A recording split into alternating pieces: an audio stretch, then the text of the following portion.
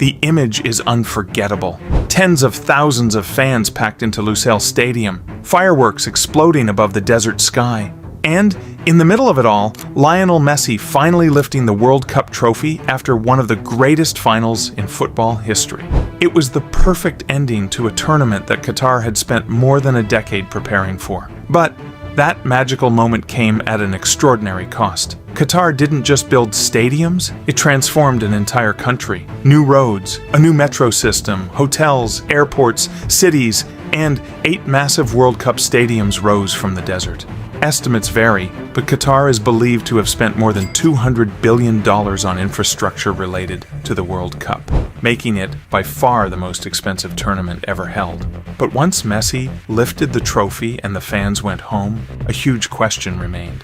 What happened to all those stadiums? Did they become empty monuments in the desert? Or did Qatar have a plan all along?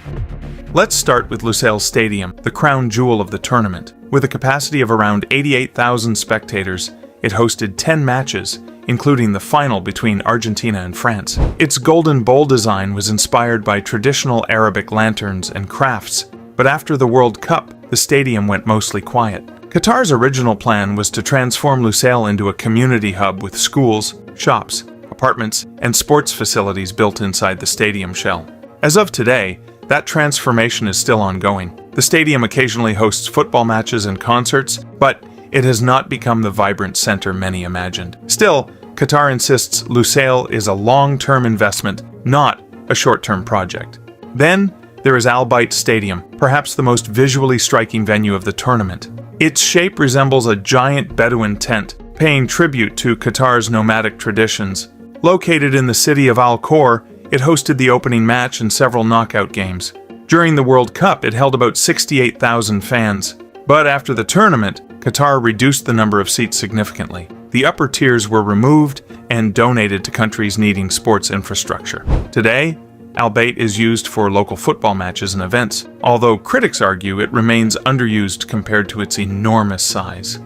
Education City Stadium had a different purpose from the beginning. Located inside Qatar's academic district, surrounded by universities and research centers, it was designed to have a future after football. During the World Cup, it hosted 8 matches and earned the nickname Diamond in the Desert because of its sparkling geometric facade. After the tournament, about half of its seats were removed, and the stadium became a hub for university sports, community events, and local football. Of all the World Cup venues, Education City Stadium is considered one of the more successful examples of post-tournament planning. Ahmad bin Ali Stadium was actually built on the site of an older stadium and became home to local club Al Rayyan. During the World Cup, it hosted 7 matches and accommodated around 45,000 fans. After the tournament, its capacity was reduced to roughly 21,000 seats. Since then, it has returned to serving local football. Unlike some other venues, Ahmad bin Ali had a clear purpose from day one, making it one of the least controversial stadiums in Qatar's portfolio. Al Janoub Stadium was another architectural masterpiece. Designed by the late Iraqi-British architect Zaha Hadid, its flowing curves were inspired by the sails of traditional dough boats. Located in Al Wakra, south of Doha, the stadium hosted 7 World Cup matches. After the tournament, thousands of seats were removed, reducing its capacity to around 20,000. Today, it serves as the home stadium of Al Wakra Club and hosts domestic football competitions.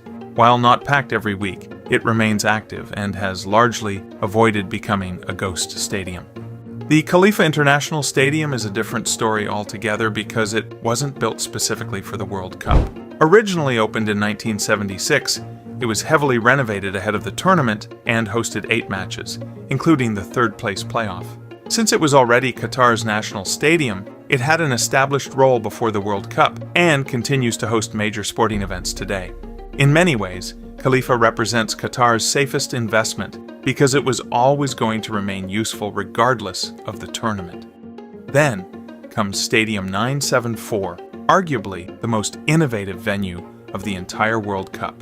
Built using 974 shipping containers and modular steel components, the stadium was designed so it could be completely dismantled and relocated after the tournament if Qatar chose to do so. Even its name, 974, refers both to the number of containers used and Qatar's international dialing code. During the World Cup, it hosted 7 matches and became a symbol of sustainability and creative engineering. But despite the original plans and widespread expectations, Stadium 974 has not been dismantled. The structure still stands on Doha's waterfront, although it remains largely unused, and its long-term future is uncertain. Qatar has continued to discuss different possibilities for the site, including redevelopment or repurposing, but for now, Stadium 974 remains one of the most fascinating and mysterious legacies of Qatar 2022. Finally, there is Al Thumama Stadium. Inspired by the traditional Ghafiya cap worn across the Arab world, it hosted 8 matches. After the World Cup, its capacity was reduced, and part of the venue was converted into a sports clinic and community facilities. The stadium continues to host local football matches and occasional international events. Like several of Qatar's stadiums, Al Thumama was designed with downsizing in mind, reflecting Qatar's awareness that its domestic football audience simply doesn't need massive arenas. So when you look at all 8 stadiums, a pattern starts to emerge. Qatar never expected all of them to stay full after the World Cup. The country has a population of less than 3 million people. It doesn't have giant football clubs that can attract 80,000 fans every weekend. Instead, Qatar planned from the beginning to reduce capacities, repurpose venues, or even dismantle them entirely. But this raises an even bigger question. Why did Qatar host the World Cup in the first place? The answer goes far beyond football. For Qatar, the World Cup was about reputation. It was about introducing itself to the world. For decades, Qatar had been known mainly as a small Gulf country rich in natural gas. By hosting the biggest sporting event on Earth, Qatar hoped to transform its image into something much bigger. A global hub for business, tourism, sports, and diplomacy. This strategy has a name, sports washing, according to critics. The argument is that countries use major sporting events to improve their international image and distract from controversial issues, such as human rights concerns or labor conditions. Qatar faced intense criticism before and during the World Cup, especially regarding migrant workers and restrictions on certain freedoms. But despite the controversies, billions of people watched the tournament, and many visitors left with impressions very different from what they expected. At the same time, Qatar was pursuing something broader called economic diversification. The country knows that natural gas revenues won't dominate forever. The World Cup was meant to accelerate that transformation and put Qatar permanently on the global map. And in many ways, it worked. Tourism numbers surged after the tournament. Qatar Airways strengthened its global brand. The Doha Metro, built largely for the World Cup, continues to serve residents and visitors. International events keep arriving, from Formula One races to major football tournaments and business conferences. Qatar is now regularly mentioned alongside cities and countries that have long been global destinations. But success depends on how you measure it. If the goal was making money directly from the World Cup, Qatar almost certainly failed. Spending over $200 billion on infrastructure is impossible to recover through ticket sales and tourism alone.